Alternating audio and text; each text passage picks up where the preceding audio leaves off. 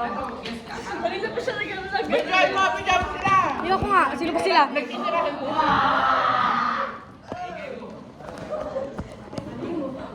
Ayun pala yung talo ko pinaglapas.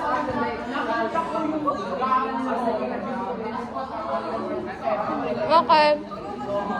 So, pigoge. Ay, naalala ko yung kay Bansa. Tapos din. And then you do yung ganon. Then kunin mo sa ilalim. Tapos ilagay mo doon.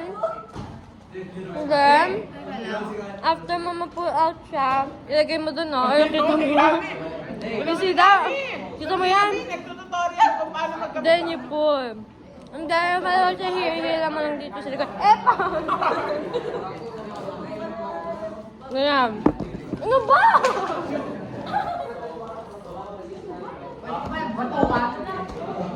Anyway. Masarap binagayan mo nga. Send ka tutorial ko ulit. No. May pinga ako. Janet, bakit sinahin mo lang mamaya? They're weird ba? Anyway. Natanggal ko yung tinga ko right now. Hair ko lang. Hindi. Franchal! Hindi ko alam kung paano gawing envelope yung akin. Kaya nga. Si Jeline kasi hindi sinabi.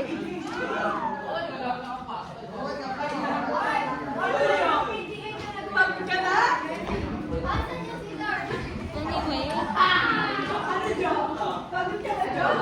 Ito yung ginawa ko para sa CL namin. May tinga ba ako? Hindi, weird ba? Tapos,